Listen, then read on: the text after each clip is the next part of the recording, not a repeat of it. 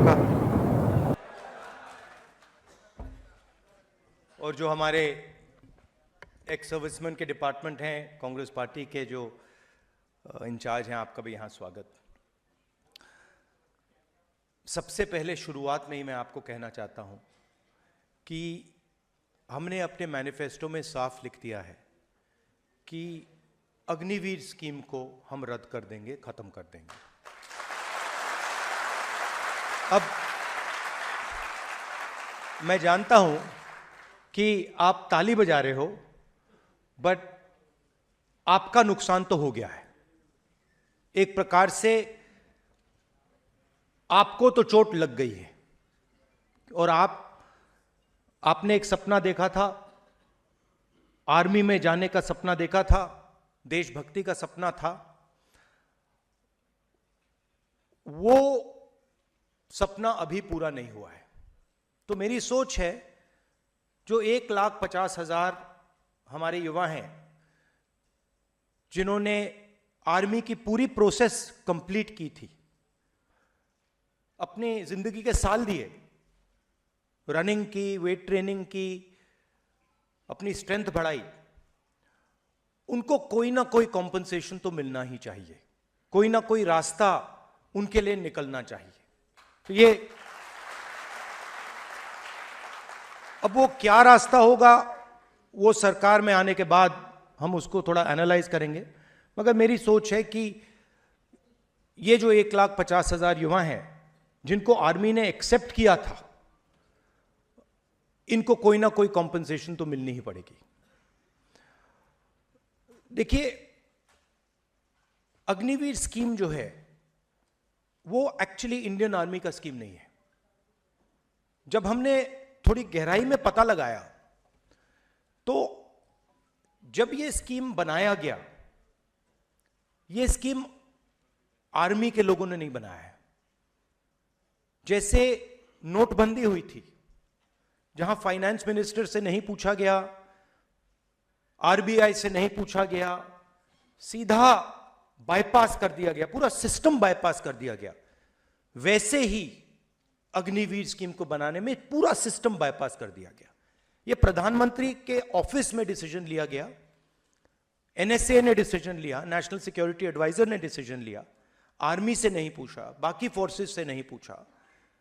तो एक गलती तो स्कीम है कि स्कीम ही गलत है, मगर दूसरी गलती यह भी है कि आपने ये स्कीम लागू किया, मगर जिन लोगों के लिए आप स्कीम बना रहे हो, ना आपने उनसे पूछा, ना आपने सेना से पूछा, ना आपने हिंदुस्तान के डिफेंस एस्टेब्लिशमेंट से पूछा। मतलब आपने पूरा का पूरा कॉन्स्टिट्यूशन, पूरा का पूरा सिस्टम बाईपास कर दिया।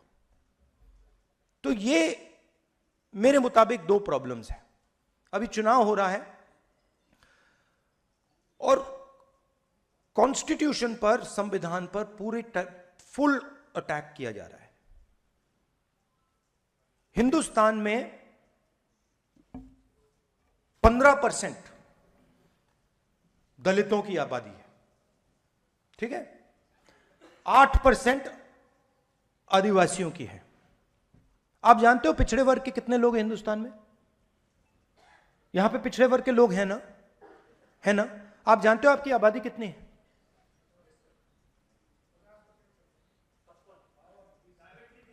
देखो, किसी को नहीं मालूम। 50, 55, 52, 73, 85, 76, 64, मतलब जो भी नंबर निकालने निकाल लो। बट ये बहुत बड़ी प्रॉब्लम है, क्योंकि दलितों को मालूम है, आदिवासियों को मालूम है, मगर जो हिंदुस्तान का सबसे बड़ा वर्ग है, जो इस देश को बनाता है, चलाता है, उसको यही नहीं मालूम उसकी आबादी कितनी है। अब आप कहोगे तो क्या हुआ? जवाब देता हूं।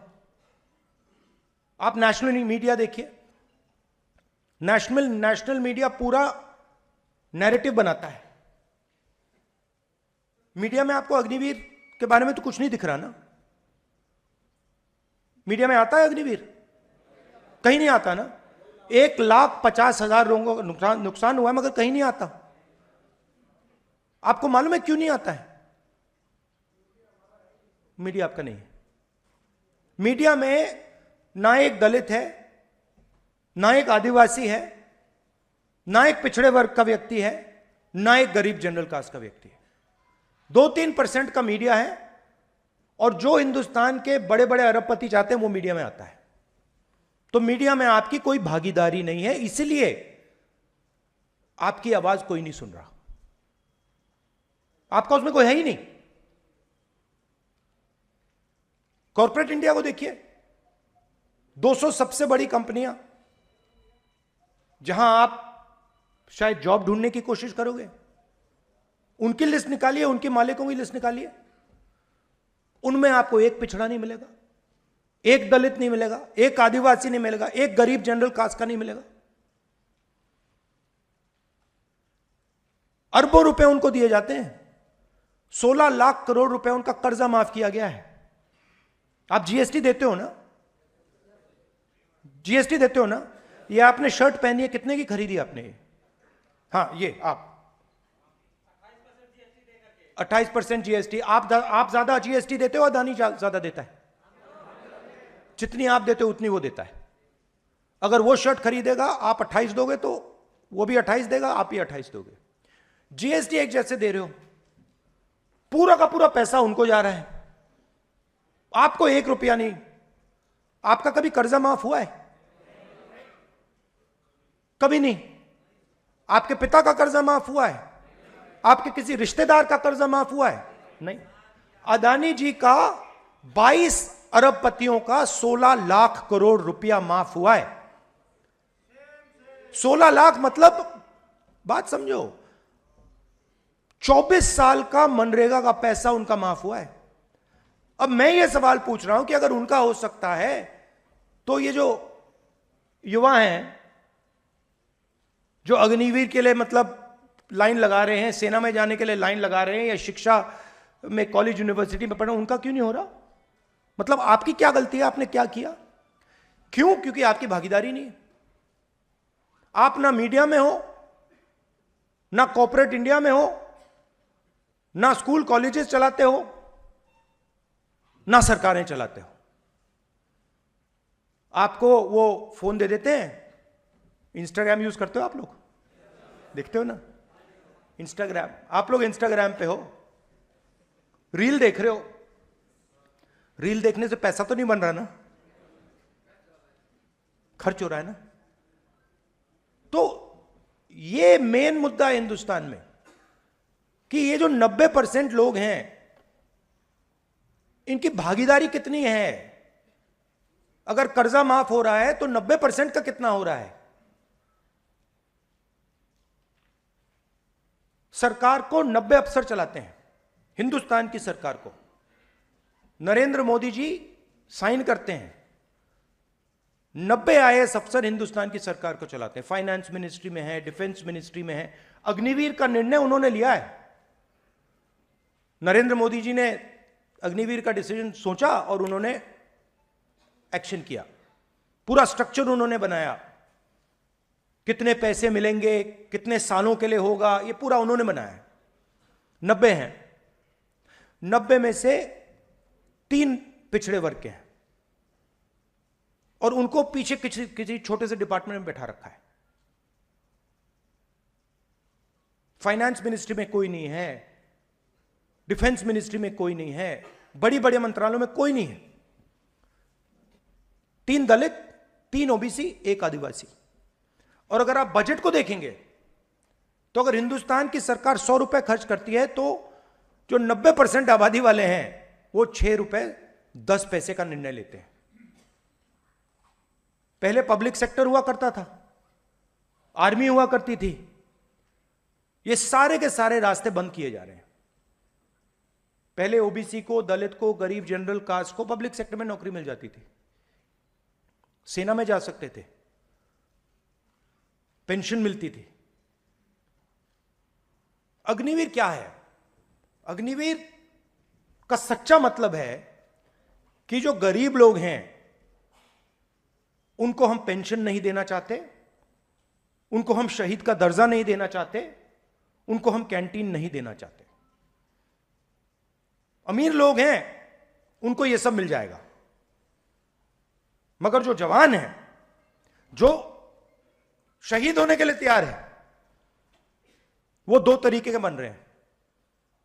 एक अग्निवीर, उसको गोली लगेगी तो आप उसको कहेंगे भैया आप तो शहीद ही नहीं हो, आपको कुछ नहीं मिलने वाला, आप मर जाओ, हमें कोई फर्क नहीं पड़ता। और नॉर्मल जवान, जिसको कहेंगे हाँ भैया आपको मतलब पेंशन मिलेगी, आपको शहीद का दर्जा मिलेगा। तो आप सोचिए, चाइना से युद्ध होगा, एक अग्निवीर और एक नॉर्मल जवान लड़ रहा होगा। अग्निवीर क्या सोचेगा? अग्निवीर सोचेगा भैया अगर मुझे कुछ हो गया तो मेरी परिवार की कोई देखभाल नहीं करेगा, और अगर इसका कुछ हुआ तो इसकी पूरी रक्षा होगी, इसकी पेंशन मिलेगी, इसके परिवार की रक्षा होगी। तो आर्मी का मोराल तो आपने वहीं खत्म कर दिया, आर्मी में फूट वहीं डाल दिया आपने।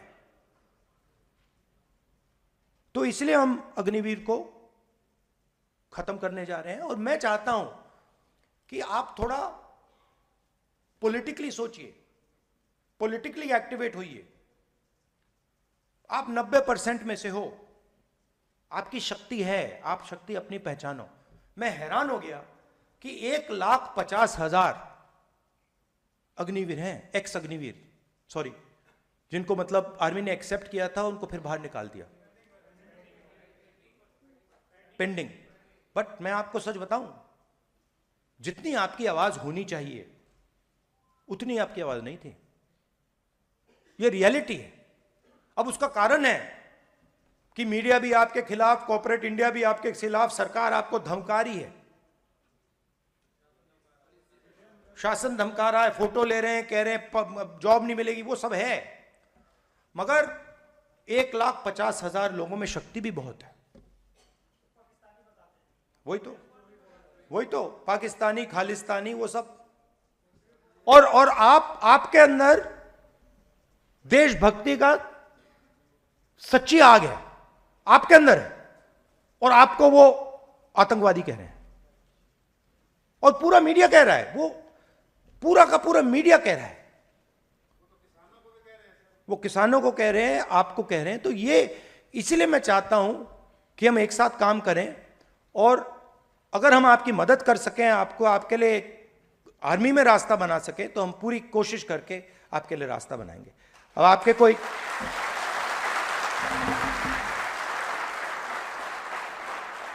आपके सवाल होंगे, आप पूछिए, मैं खुशी से जवाब दूंगा।